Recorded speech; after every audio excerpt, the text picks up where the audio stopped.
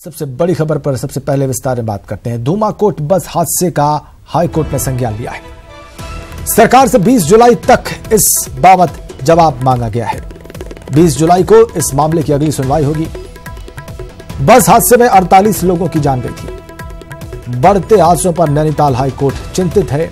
उसने जवाब मांगा है सरकार से, खुद संज्ञान लिया है, स्वतः संज्ञान लिया है और 20 जुलाई तक सरकार से जवाब मांगा गया है। नैनीताल हाईकोर्ट ने खुद संज्ञान लिया है। बढ़ते हादसों पर कोर्ट बहुत चिंतित। उसने सरकार से पूछा है कि ऐसा क्यों हो रहा है। बड़ी खबर।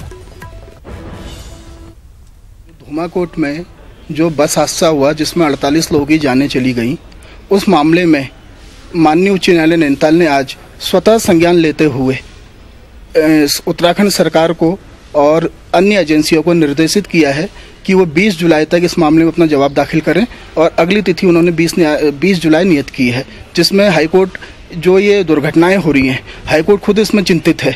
माननीय उच्च न्यायालय की खंडपीठ ने चिंता जाहिर की है।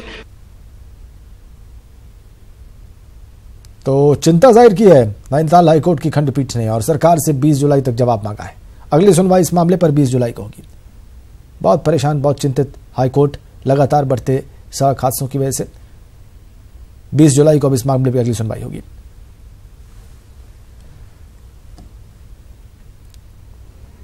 आगे बढ़ते हैं।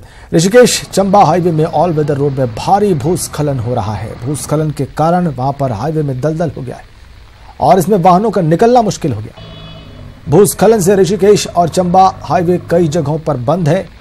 ओड़ी बैंड, कुमारखेड़ा, देवलधार, भिननुखाल, फकोट और बेमंडा में जाम के हालात बने हुए हैं। प्रशासन जैसे ही एक जगह सड़क खुलवाता है वैसे ही दूसरी जगह हाईवे में भूस्खलन हो जाता है। ऑल वेदर रोड में मलबा हटाने में प्रशासन के पसीने छूट रहे हैं। बीते 3 दिनों से ऋषिकेश से चंबा तक करीब 8 से 10 जगहों पर बार बार भूस्खलन से मलबा आ रहा है। ये बड़ी चिंता की बात। तस्वीरें आपकी स्क्रीन पर। ऑल वेदर रोड का हम आपको हाल बता रहे हैं, हाईवे का हाल बता रहे हैं। बारिश की वजह से भूस्खलन हो रहा है, बार बार मलबा आ रहा है और बार बार लोग उसमें फंस रहे हैं। दलदल हो गया कहीं पर। हम आपको आपकी स्क्रीन पर बता रहे हैं NH-94 डबरकोट का 400 मीटर लंबा मार्ग प्रभावित हुआ। बार बार मार्ग बंद हुआ है बारिश की वजह से। बड़ी दिक्कतें हैं यात्रियों के सामने। इस वजह से भारी बारिश से बहुत परेशानी बढ़ी है। हमारे ऋषिकेश संवाददाता शैलेंद्र सिंह इस वक्त हमारे साथ फोन लाइन पर जुड़े हुए हैं।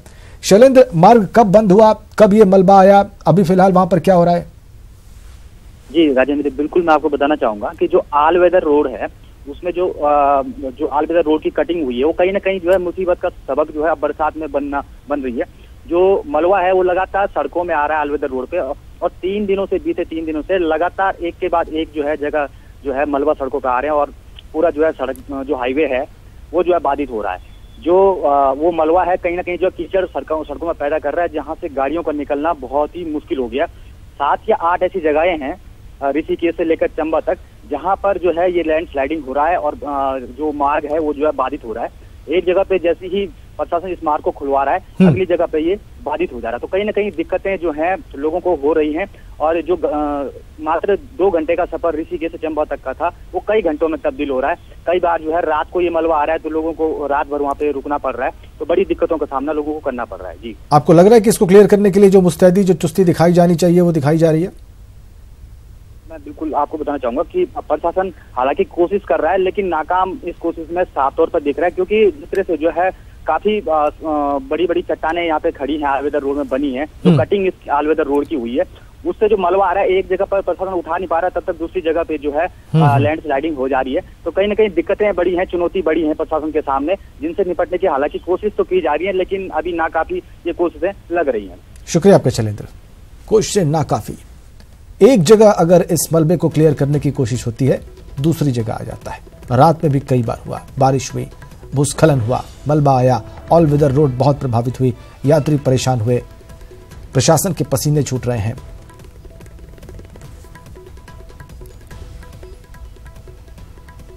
और उत्तरकाशी का NH-94 डबरकोट का 400 मीटर स्लाइडिंग जोन मलबा आने से खतरनाक हो गया है। पिछले 6 दिनों से डबरकोट के बंद होने और खुलने का सिलसिला जारी है। रात को हुई बारिश के बाद एक बार फिर से मार्ग बंद हो गया। यात्रियों और राहगीरों की सुरक्षा के लिए एसडीआरएफ और पुलिस बल को घटनास्थल पर तैनात किया गया है। एनएच द्वारा एक पोकलेन और 2 जेसीबी मशीनें लगाई गई हैं। फिलहाल आवाजाही करने वाले लोग त्रिखली कुंसाला गांव से पैदल ही सफर कर रहे हैं। उत्तरकाशी से खबर।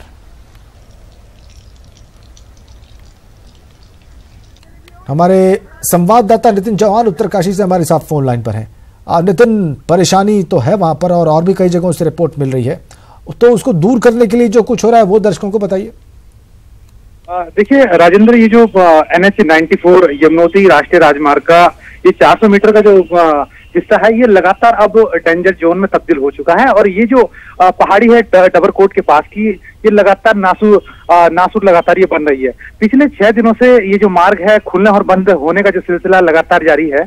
और वर्तमान समय की अगर बात करें तो वर्तमान में अभी जो डबरकोट का तकरीबन 400 मीटर जो हिस्सा है, लगातार पहाड़ी से अब मलबा आ रहा है। बारिश भी रुक रुक कर हो रही है। यही कारण है कि शायद वहां पे जो मलबा है उसको हटाया नहीं जा रहा है। लेकिन राजेंद्र, सबसे बड़ा सवाल ये है कि जब पिछले यात्रा काल में जो यमुनोत्री धाम की यात्रा काल का जब अंतिम समय था, तो उसी समय से ही डबरकोट का जो ये 400 मीटर का जो क्षेत्र है ये दरकना शुरू हो गया था और लगातार 18 दिनों तक यात्रा भी प्रभावित रही। इसके बाद 6 माह तक यात्रा जब कपाट बंद थे यमुनोत्री धाम के, तो इस बीच में राष्ट्रीय राजमार्ग ने कोई ऐसी ठोस नीति नहीं बनाई कि जो श्रद्धालु है वो अपने सड़क मार्ग से यमुनोत्री धाम सुरक्षित और सुगम तरीके से पहुंच पाए, क्योंकि यही एक ऐसा मार्ग है, एकमात्र मार्ग है जिसमें श्रद्धालु यमुनोत्री धाम पहुंचता है। और दूसरी बात राजेंद्र ये है कि ये जो मार्ग है इसमें तकरीबन 1 दर्जन से भी ज्यादा जो ग्रामीण है उनका आवाजाही का यही एक जरिया होता है। और हालांकि अभी पिछले 6 दिनों से जो ग्रामीण या फिर श्रद्धालु यमुनोत्री धाम की यात्रा कर रहे हैं वो त्रिखली कुंसाला होके करीब 2.5 किलोमीटर पैदल मार्ग चल के वो अपना जो सफर है तय कर रहे हैं। राजेंद्र, इसमें एक और मैं बात बताऊंगा। उत्तराखंड पुलिस का जवान है एक 34 वर्षीय अजय दत्त, जिसने अभी करीब 7 यात्रियों की जान भी डबरकोट में बचाई है। इसमें जो जवान है उसके हाथ में और घुटने में जरूर चोट लगी है, लेकिन उसकी जो समझदारी और सूझबूझ जो थी उसने 7 लोगों की इसमें जान बचाई है। राजेंद्र, आपने बड़ी अच्छी बात बताई कि इतनी हिम्मत दिखाई इस व्यक्ति ने, इस जवान ने। बहुत शुक्रिया आपका नितिन। और बारिश के साथ ही नगर पालिका विकासनगर के ड्रेनेज सिस्टम की भी पोल खुल गई है।